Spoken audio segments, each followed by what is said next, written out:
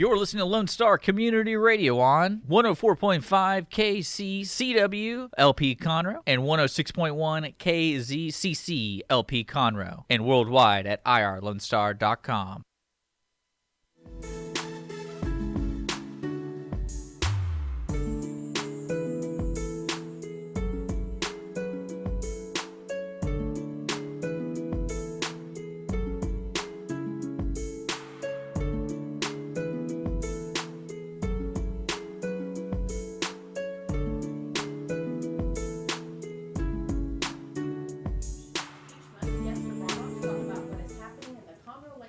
Chamber of Commerce. We get the inside scoop of our members, what they do, and what has made their company successful.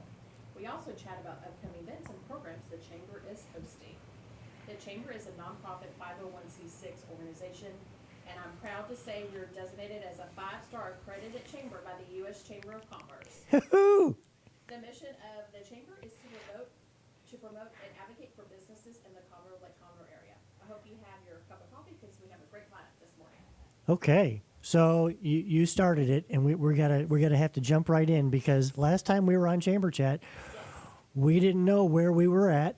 No, and we talked about next month are we gonna be able to change that? Yes, and we thought, okay, we've been a 3-star Chamber of Commerce from 2015 when Scott was here, and we thought, okay, we'll be a 4-star chamber, which is a really good, that's a great starting point.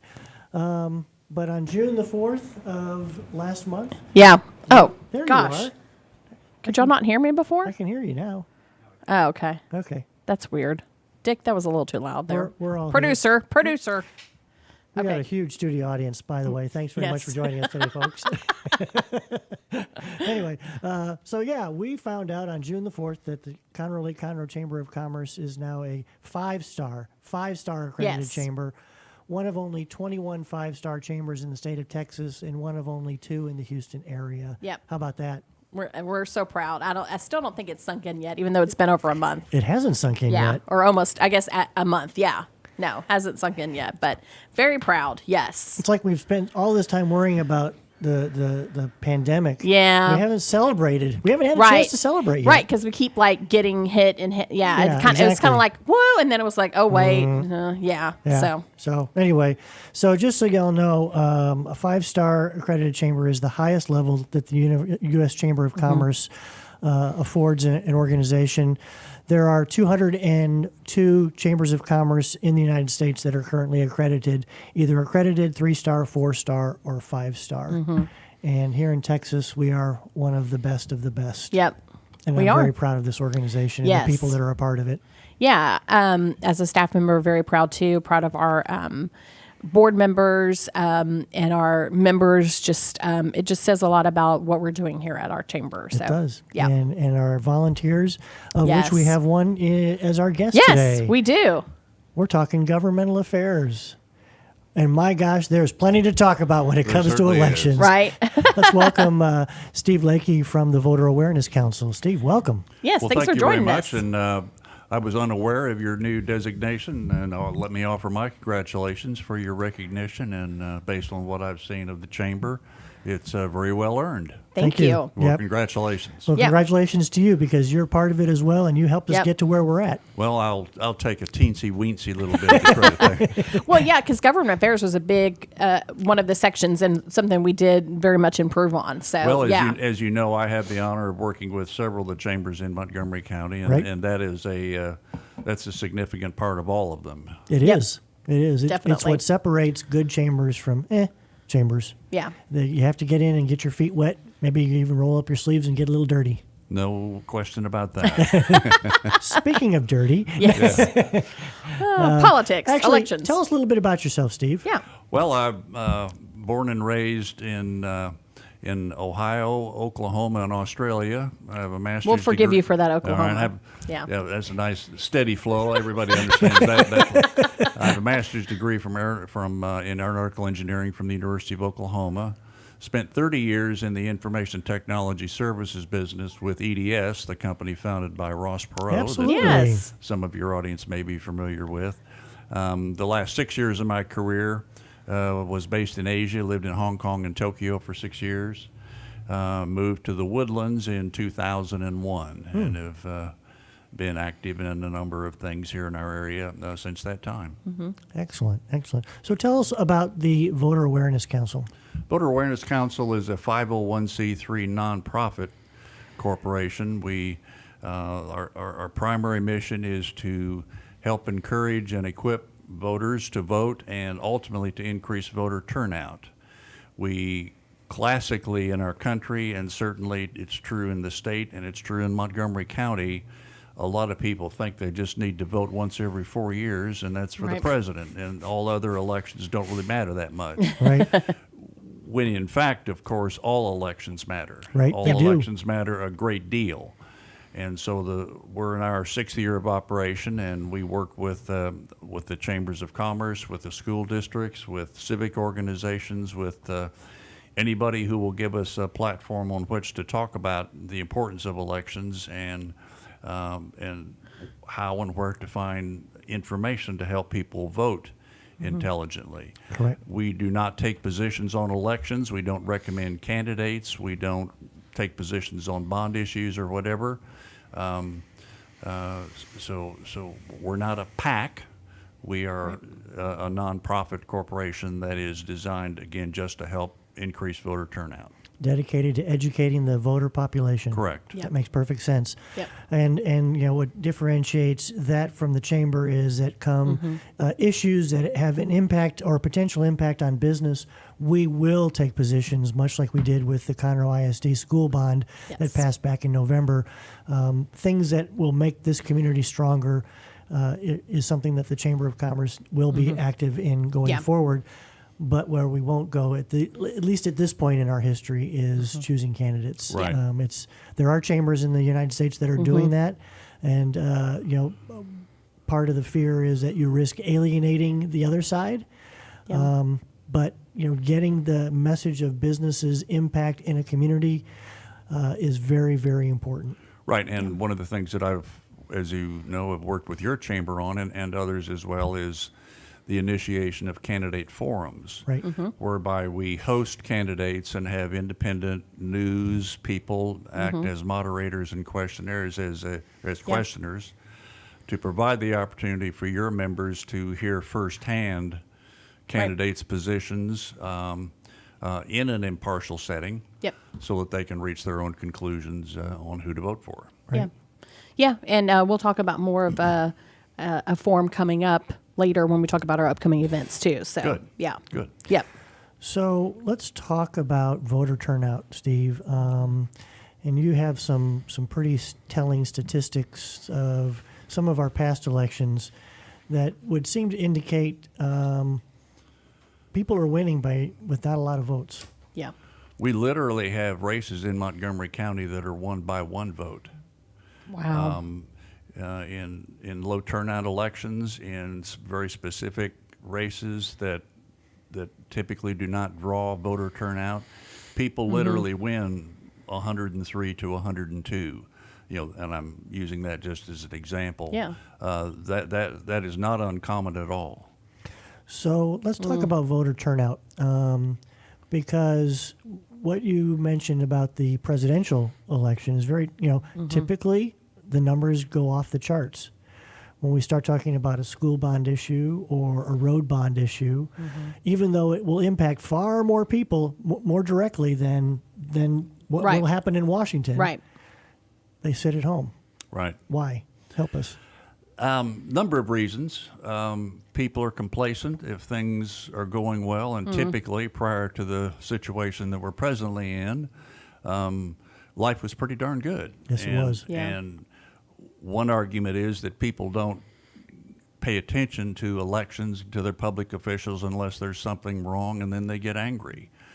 Or they think the candidate that they're going to support will win without their support, so they don't bother voting. Well, complacency. He or she Yeah. doesn't need my vote. Right. Or they're too busy. They don't have time. Is something you hear. Another experience or another thing that we're working on is the notion that at certain polling locations, the voting experience is a negative experience. There's no place to park. There are too many signs.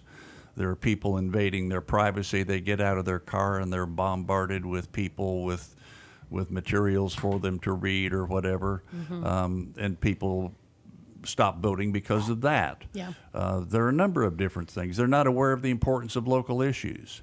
And you mentioned bond issues. Road bonds are extremely important. You bet. Typically, turnout is in the 10, 20, 30% range max for that. And again, those kind of things, school bonds, affect every citizen in our county. Without question.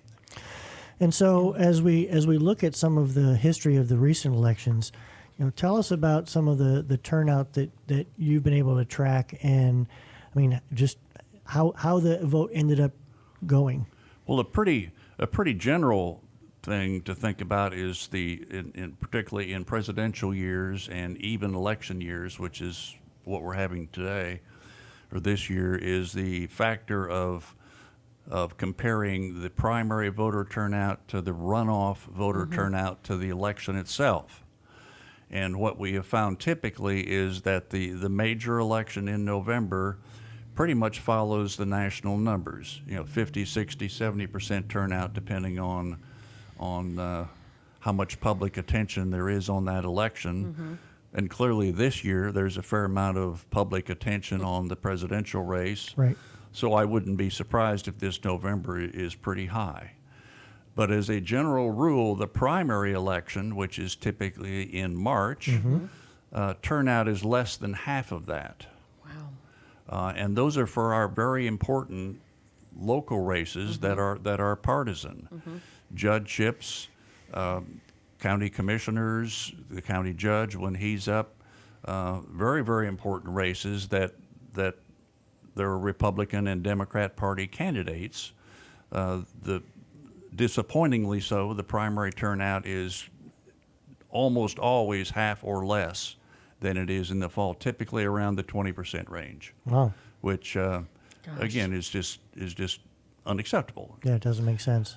Then when you look at the runoffs, which are held typically in May, but this year because of the pandemic has been rescheduled for July. Right.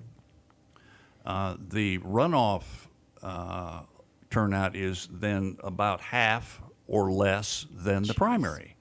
In some cases, down in the single-digit range, in the 3, 4, 5, 6% range in the runoffs, either because people don't pay attention to it, or they don't even know that it's going on, or they don't care about the races that are on, et cetera, et cetera. There are different reasons and different situations in different runoff elections, of course. So, if I hear you right, and let's use the current runoff, less than 10% of the eligible voting population could end up determining the newest district judge that is elected. 10% would be a miracle. Is that right? Yeah. Wow. Something on the order of 3 to 5% is probably more likely. Although at this point, early voting is well underway, as you know. It started last Monday. Right. And we've had 6 days of early voting. There have been a total of 90, this was through last night. Okay. We've had a total of 9,673 ballots cast in the Republican runoff, Okay. of which about 4,000 were absentee. Okay. They were mailed in, many before the election ever even started, and then now they still get, some every day. Yeah. And we've had 3,538 votes in the Democrat runoff. There are about 350,000 registered voters. So 3% would get us 10,500 or so votes. 5% would get us 15,000. Well, we're at 10 now, and a total of 13 when you add both parties together. So it's going to be in the 5, 6, 7% range, probably, maybe 8. Wow. 10% would be stunning. That would be hero status, Yeah. which is really sad at the But- same time. Crazy. But Yeah. there are some races, one in particular, that has drawn a fair amount of public attention this time. And the fact that the governor extended early voting an additional week because of the pandemic to make it less densely populated and all those kinds of things at the polling places. it seems like this runoff is getting some attention. Yeah. Interesting. Where most runoffs typically don't. Right. Right. Yeah. So what do you see kind of the voter turnout less and less with the younger generation? And the reason why I ask that is I know, like, for me as a Gen Xer, my parents really instilled in all me and my brother and sister, you need to vote. Like, I mean, it just wasn't a choice. And my mother still calls me after a presidential election and asks if all of us, did you vote? Did you vote? I'm like, yes, I vote. It was just kind of instilled in us. And I'm wondering, like, if what can we do maybe as a chamber or our coalition of chambers in Montgomery County to maybe educate the younger population? Do you think that that's something that needs to be a focus on? Do you see that that's where the voter turnout needs to be? Or is it more my generation or boomers or, where's that gap at? Well, they're a lot. You raised about 100 points there, so forgive me One for at a time, please. if I don't get My them mind's all. just everywhere. But very specifically with the chambers, as you are both well aware, we are working with the chambers to Yeah. encourage each of your chamber members, each of your members who are employee or who are employers, who have a base of employees, Right. to encourage any and all of their staff, their employees, to vote. Right. And that would include Right. all age groups. All those, the whole all age generation. groups. Yeah. Yeah. And so that is a way that we think could be very effective in increasing voter turnout. Encouraging your chamber members to give people time off to go vote Right. is an avenue. Encouraging your chamber members to have their employees attend your candidate forums when you have them. Yeah. I mean, there are a whole host of ways that they can work with you to help their employees get information, but then encourage them to vote, give them some time off, have a little party on election day, Yeah. when the polls close, something like that to draw attention to it and again, take firsthand responsibility to encourage their employees to vote. Right. And Yeah. if enough of your base would do that, enough of your membership would do that, we believe that could have a very real impact Yeah. on Gen Xers and Right. all Millennials. age groups. What's after millennials? Now, Gen Zs? Gen Z. Gen Zs. it will be interesting this year to see when the November election is over how the demographics do break out. Yeah. On the voting age and the voting age groups. Right. I always find that And- very and, interesting. Yep, it's That's always why, always and things change on a regular basis. yeah. Yeah. Anecdotally, we're hearing that there's going to be a real shift in voting tendencies with this election coming up. Yeah. It'll be interesting to see if it's borne out by the time November gets Right. here, because there's a lot of water that's going to go under the bridge between now and then. That's right. Yeah. November's 100 years away. It sure Yes. seems like it. Given doesn't it? given the pace at which things are moving, Yep. Right. who knows what will happen in the next 3 or 4 months? Right. Does the number of elections have anything to do with turnout? It seems like you've got one in May. Right. And then you've got another one in March. We got one in May. We've got a runoff in May. Then we've got the city runoffs that are typically in July. Now we've got a November. Do people get electioned out? That's a great question. No, it is, and back to voter turnout. I think one of the things that impacts it that we typically do discuss or typically we talk about is fatigue. Yeah. And there have been a few years where there were enough special election, and I think one of the peak years was 4 or 5 years ago, where we had like 7 or 8 elections in one year, and that's voter fatigue does set in, and, Yeah. and I understand that. So the idea of consolidating elections, what elections in May could or should be held in November, yeah. is worth thinking about. Yeah. But we will always have a primary, and we Sure. will always have Right. a runoff, and we will always have then the general elections in November. So typically in the even years, when we have the primaries, we'll almost always have at least 3. 3. Yeah. Yeah. Yeah, it will be interesting come November because city elections have been pushed to the November ballot. It is a presidential year, representatives as well, school board as well. Yep. I mean, this is going to be an interesting ballot this year. Right. And the fact that a number of our local municipal elections have gone from May to November may encourage some of those cities to consider doing that on a permanent basis. I know the Woodlands, as an example, a number of years ago went from the May election to November for the sole purpose of turnout. Well, I mean, you take advantage of more voters showing Right. up without question. Right. Right.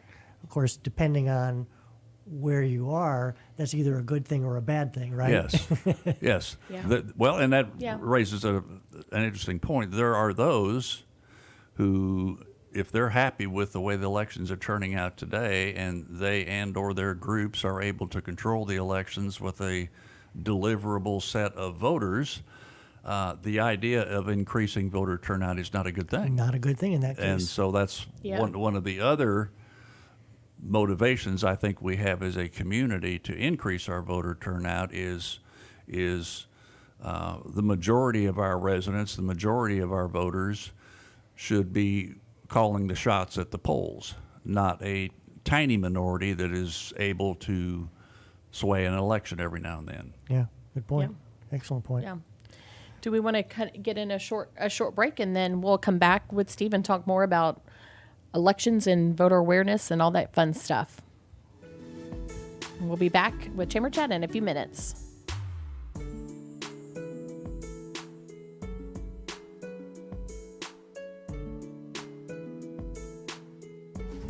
Listen in Mondays at noon to hear Conroe news from local nonprofits, businesses, upcoming events, Conroe Park events, news stories, and information that matters to you with your host, Margie Taylor of Taylorized PR. For more information about being a guest, visit irlonestar.com/Conroe Culture.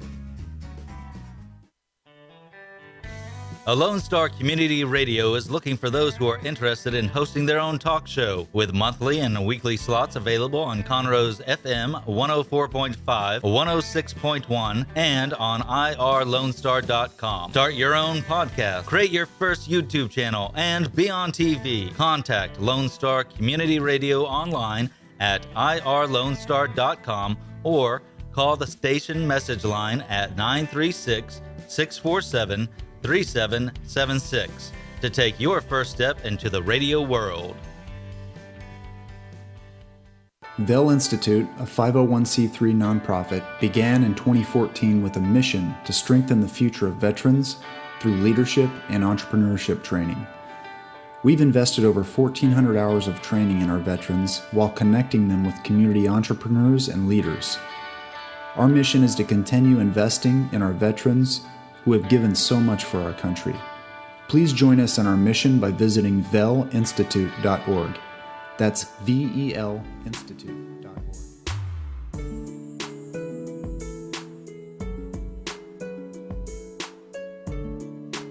And we are back with Chamber Chat on Lone Star Community Radio. I am one of your hosts, Courtney Galley. With the Conroe Chamber of Commerce. We're visiting with Steve Leakey with the Voter Awareness Council. We're talking elections and voting, and I think we actually had a question from the studio audience, didn't we? We did. We had a question from on our Facebook page, and it was about where can you early vote in Conroe. Steve, Well, do you want to handle that? I'll do my best. There is a Montgomery County Elections Administration website. So if you go to elections.mctx.org, repeat, elections.mctx.org, all the information you need is easily accessible there, including early voting locations. Yeah. You click on that, and there are some 1, 2, 3, 4, 5, 6, 7, 8, 9, 10 locations in Montgomery County in which There you you go. can vote. And during early voting, you can vote at any of those. I think that's kind of what I wanted to bring up. During early voting, you don't have to vote in your precinct. Correct. Right. Precincts So- really don't mean anything during Yeah. during the early voting stages. There are now 10 locations at this election, and they do vary from election to election. Normally during these runoff elections, there would not be so many open, but again, in the county's attempt to thin out the crowds, Sure. they opened up a number of sites that otherwise might not have been open for a runoff. You need to look every election where those locations are, because they Yeah. do change They do from change. election to election. Yeah, Again, good that's point. elections at mctx.org. Yep, I just pulled it up on my phone. So if you're in Conroe, it's the Leakey Allworth building, which is at 207 West Phillips in downtown Conroe. So that's the location here for Conroe. Yeah, in fact, it's really easy to spot because there's a ton of signs out in front Yes, of it. very true. It's yeah, real easy. yeah, And I might also mention to your audience that Susie Harvey and the election team has done a stunning job, in my view, as a layperson, of ensuring that the voting locations are indeed safe during this whole issue. Yeah. Everybody has on, the protective gear. All the poll workers, there are all kinds of plexiglass shields between you and the voter, between you and the staff. The 6-foot spacing is absolutely in place. Everybody has their own pen given to them that has been cleaned. I think they've done an outstanding job of handling this challenge. That's Yeah. good to know. yeah. That's a good point, because I know there is concern out there about the coronavirus and voting, and is it safe and everything like that too. Well, and So again, that's one of the motivations the governor had to add an extra week Right. to the early voting period was to thin it out. Yeah, makes Yeah. sense. And so far, our reports are that it's being very well received. yeah, So this almost sets up as a dress rehearsal for the November election then. Potentially extended early voting, potentially still doing the distancing. Right.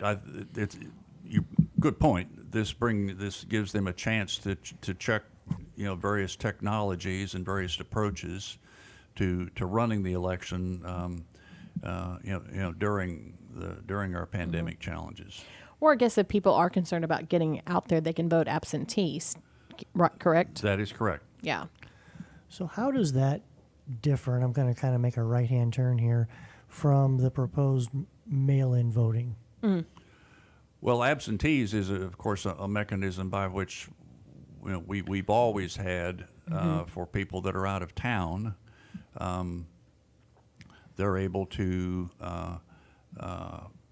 apply for an absentee ballot, get it, and mail it in. And as I indicated earlier, there were some 3,000 that were mailed in, 3,000 to 4,000 that were mailed in, before this runoff ever even started. Yes, there's a lot of discussion nationwide about, well, should we just, rather than have in-person voting, just shift to direct mail? Not an easy subject to answer. There are a few states in the United States that Colorado's one of them, I believe, that today runs on mail ballots. Well, they have the staff and the technology and the infrastructure in place to That's a good point. to do that, to do a sudden shift from one election to the next, from in-person voting to direct mail. And obviously, I can't speak for Susie Harvey and the Montgomery County election staff, but my impression would be that just the sheer volume and the challenge of doing that when you're not already set up to do so, Right. could cause some difficulties. Yeah. Yeah. And one of the issues that you do hear discussion is would we be vulnerable to fraudulent votes, to people basically stuffing ballots with, go around and find as many mail-in ballots as they can find from friends and neighbors, and et cetera, et cetera. And the extent to which, again, our election administration teams do not today have staffs to handle the cross-checking of those things Makes on sense. a high-volume Right. basis, Yep. could be an issue. Yeah, makes Yeah. a lot of sense. Because as we're talking here, what's running through my mind is how perfect is it to just drive up and down a street just pulling them out of mailboxes? Well, There's and- nothing to stop you from doing that. again, there are states, there are 3 or 4 in the country that do it, and I presume they could teach us all how to do it. Could be. Yeah. But that would not be a switch you just throw it, because it's, you're talking about tens of millions of votes. Well, in a big state like Texas, that's, Big state like Texas would. seems difficult. That's right. Yeah. That's right. Yeah. So just making a switch because one group wants it and one group doesn't is hardly the reason to do it. Correct. Yeah. Makes sense. Yeah. Yep.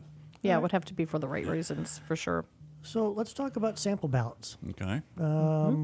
Where can people go to see sample ballots, and why is it important for them to understand them?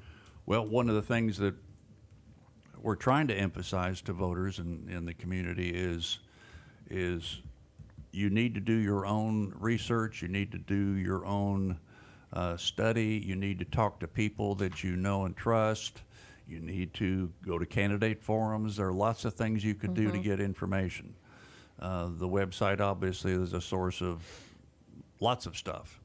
And then once you have done that, what we encourage people to do is, rather than use someone else's voter guide, do their own voter guide. And the way you do your own voter guide, we already mentioned elections.mctx.org. One of the buttons on there is sample ballots. Yep. And so what you as a registered voter can do is go to that website, and when you confirm your registration status, you put in your name and I believe birthday, and that will confirm your registration status. On that screen that comes up before you when you do that, one of the buttons is sample ballot. And when you click that will give you your sample ballot. The county sample ballot includes all precincts, includes the whole county. Yeah, it's actually on the homepage, just at the bottom. It says sample ballots. After you check, it says check your voter registration status, and then just down that is sample ballots, and it comes up. And to get yours, Yep. which would again give you only the ballot items with which you're eligible to vote, we suggest you print that out and check the boxes. Yep. I mean, put down how you're going to vote. So you'll be ready.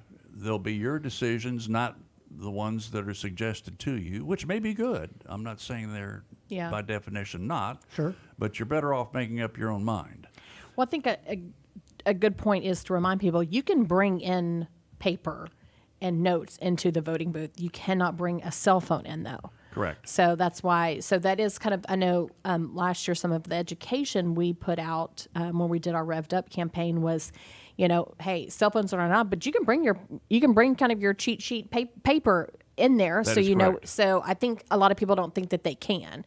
So I think that's good to reiterate that you can bring your little cheat sheet in there if Yep. you need to. So You can take your sample ballot. I've with done you. that. sample ballot. I've done that before too. Yeah. And number one, you're ready to vote. You've Right. done your homework, so that it encourages the discipline up front to do that Yeah. homework. And then second, you'll be able to vote a lot faster Yep. because you won't be thinking about, well, I hadn't thought about that race. I don't even know anything about them or whatever. And another thing about this November that is another issue in terms of turnout and in terms of the voting experience is straight party voting is no longer an option. Right. So you can't go in and vote for straight Republicans or straight Democrat and walk out. Yeah. You have to go one at a time, and that by definition will take more time. Correct. We anticipate that some voters will not be aware of that, when they go vote. So some of them will be upset or frustrated or challenged or whatever because of that change. Others who are prepared for it, and we think having your sample ballot particularly important this November with the long ballot, Yes. can help speed up the voting time and help keep lines more manageable. Yeah. And all of that is a perfect segue into a program that the Chamber has been really active with since last year, and we call it Getting Revved, R-E-V, Register, Educate, Vote. And, it's one thing if you're not registered, you need to get registered. It's always 30 days before the election is what the deadline typically is.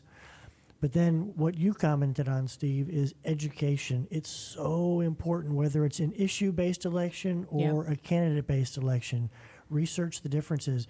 Have we become too complacent or too, I'm going to use the word, but I know it's not the right word, lazy, that we don't want to do the research about those people anymore? It's probably all the above. I encourage people to look at the election guides that our local papers put out. True. Yep. In some cases, our local papers, including the Houston Chronicle, do endorsements. Some do not. Yeah. The thing that we recommend, encourage people, well, of course, and those are important to read to get the views of people who study the candidates. But there are a number of election guides that are published that don't take positions, that give you the information on all the candidates in the races and the pluses and minuses of bond issues and those kinds of things. So those election guides can be a great source of information on the whole ballot. Yeah, makes sense. Yeah. On the whole ballot. Yeah. Yeah. So back at the beginning of March, right before all the pandemic kicked in, the chamber hosted a city council candidates forum with also the candidates for mayor. And it was very, very well attended, because it's a pretty significant ballot. There's a lot of open positions and a lot of candidates. And then this pandemic hit, and the election was pushed from May to now November. You want to talk about what we have coming up for that? Yeah, so we're going to do another City of Conroe candidate forum. The date is October 12th, I believe, set at the Lone Star Convention Center. And so we'll have the mayoral candidates and all of the city council positions available too. We're still in the process of contacting, because like you said, it's a very full ballot of all of the candidates. We, so people know, we invite everybody to attend. It's their choice if they want to attend or not, but we leave it open to everybody, especially when we, there's Republicans and Democrats. We invite both. So I'd just like to reiterate that information out to our listeners and stuff too. So, yeah, we're going to be having that. You can, if you want to attend, you can register online. If you're a member and want to sponsor, do that as well too. So, it'll be moderated. That's kind of how we do our normal forums. And I'm looking forward to that again, since we just thought it was just needed, especially with all of this stuff happening. Like I said, our one in February was very well, or March, whenever pre-coronavirus was very, very well attended. We're looking at, great attendance again. But yeah, one of the things that our Government Affairs Committee hosts and does. And yeah, so. I mean, if you think about it, it's an 8 or 9 month gap between hearing what they had to say and actually going to the polls to vote on it. Right. A lot can change in the 8 or 9 months. Well, especially since stuff has changed too. I mean, our world is totally different too. So, I think it was just, very important for us to be able to provide that to our members and the community. A good thing that you don't have to be a member to attend either. So we invite the community to come out for those forums as well. So. And there typically is a way by which the audience can submit questions or ask questions, so that there's something particularly on a voter's mind.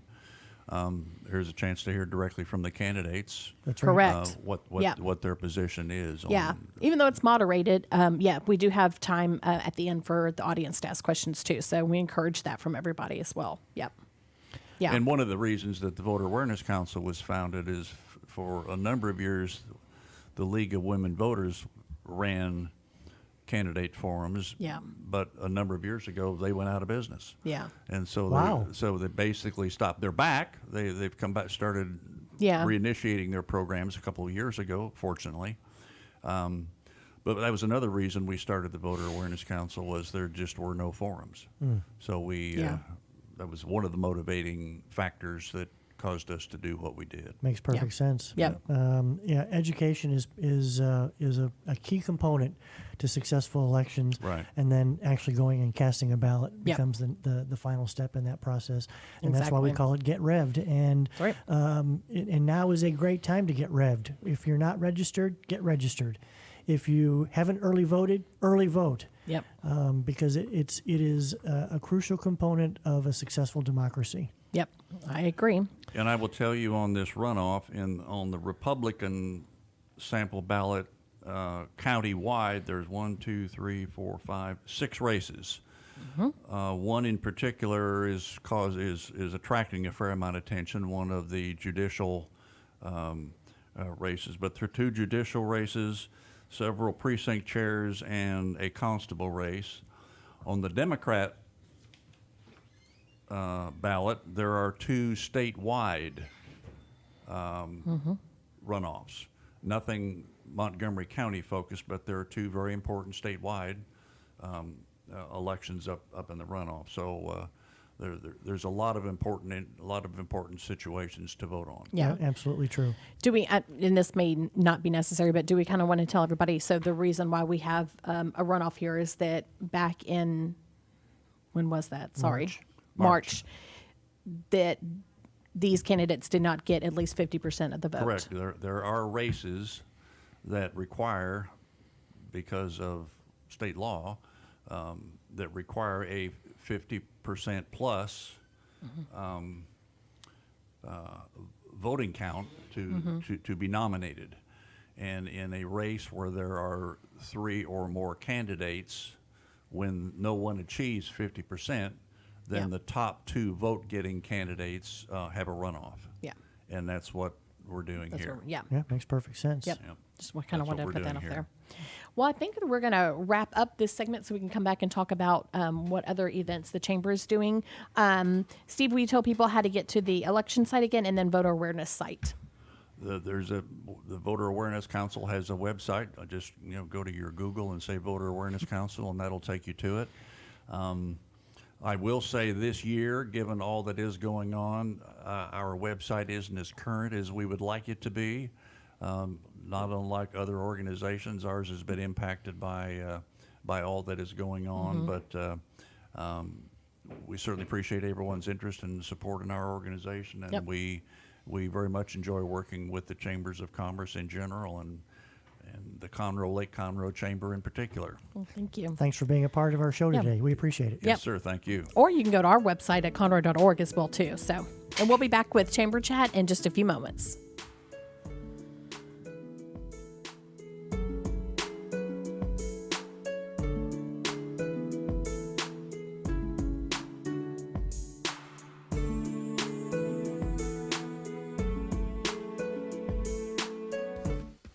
From the beginning, the main purpose of the Cooperative Extension Service has been to change human behavior by teaching people how to apply the results of scientific research.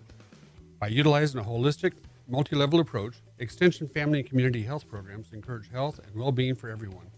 Addressing values, concerns, and needs with reliable science-based information, Extension programs help people lead healthier lives. We are Texas A&M AgriLife Extension, helping Texans make their lives better. Hey guys, this is Connor. This is Dick. This is Chris. And we're with the Ticket Stub Podcast every Thursday live at noon on 104.5 and 106.1 FM in the Conroe area. Also, anytime at irlonestar.com. You go to irlonestar.com/TTS. You can find all of our social media. And don't forget, we give away 2 tickets to the Grand Theater on every show. If you like movies and you like complaining or celebrating anything that has to do with the silver screen, check out the Ticket Stub Podcast and join us every Thursday at noon o'clock on Lone Star Community Radio.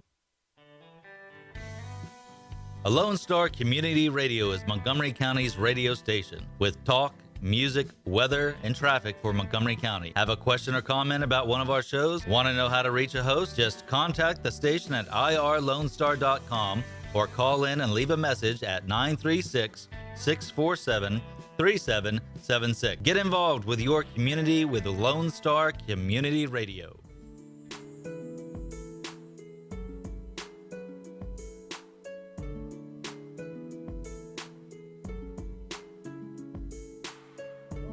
To Chamber Chat. I'm Brian Bondi, president of the Conroe Lake Conroe Chamber of Commerce. And I'm Courtney Galley, the director of special events for the Conroe Lake Conroe Chamber of Commerce. What a great segment Yes. on elections and voting. Yes. And seriously, folks, if you're not registered, it's always a good time to get that done. Yes. And get ready for the election season, which is upon us. Yes, definitely. So we've got a couple of things coming up that are pretty important in the Chamber's realm. Yeah. Why don't you talk about Athena, which is on July 30th? Yes, so we are having our third annual Athena Leadership Award Luncheon on July 30th. Right now it's in person, but we are actually sold out for in person. So if you haven't purchased a ticket, we have a digital option for you. So those tickets are $45. And then if members are interested in sponsoring, we'll take some sponsorship dollars as well too. But that event honors women in business. And this year we added a new criteria that included showing exceptional leadership during the COVID time. So people in the healthcare industry, banking, education, nonprofit, small business owners, that stuff. And we got 18 nominations in, which we were very excited about. That's a good number. Yes, very good number. And those nominations were sent to Athena International, where a panel decides on the number of finalists and the recipient. So we'll hopefully have that information early next week, and we will announce the finalist probably on social media in some aspects. So look forward to that. The recipient will be announced at the event. And then, of course, with the ever-changing coronavirus stuff, if we need to change up the event and go all digital, all those kind of things, we will make those announcements as it comes. We just want to make sure that, our attendees and our sponsors are comfortable with either having it in person or digital. And, again, the situation is very fluid, but it's a great program. Like I said, it's our third annual event, and we're just really excited to be able to celebrate these women in business, and especially ones that kind of stepped up during this COVID crisis. So, and I might add that the first two recipients, the first one, the inaugural recipient, was Danielle Shiner with the Conroe Economic Development Council. Yep. And then last year was Dr. Marlene Tejeda with the it's Alliances for New Americas. That's it. I That's just it. I Alliance just for wrote it New down. Americans. Yes. Thank you for that. I appreciate it. Great recipients from the past couple of years, and I'm sure we'll have an excellent one this year as well too. Based on the 18 nominees, I think we can't go wrong with any of them. Definitely. It's gonna be very cool. Yeah. And Deborah Sukin with Houston Methodist is our guest speaker. And we'll have some other speakers just talking about leadership and our Athena models and things like that. So either way, in person or digital, it's going to be a wonderful event. We're really looking forward to having that this year. And again, like I said, celebrating these women. That's right. Very good. Yeah. And then in August, we are going to host our State of the State luncheon. And we have the Texas Comptroller, Glenn Hager's going to be our guest speaker. And that's at the Lone Star Convention Center. So we have reservations available for that and sponsorships as well, too. We're very excited to be able to have him come and speak with us. And again, with the ever-changing situation, we'll kind of go with the flow and need to make changes at the last minute if we need to. But yeah.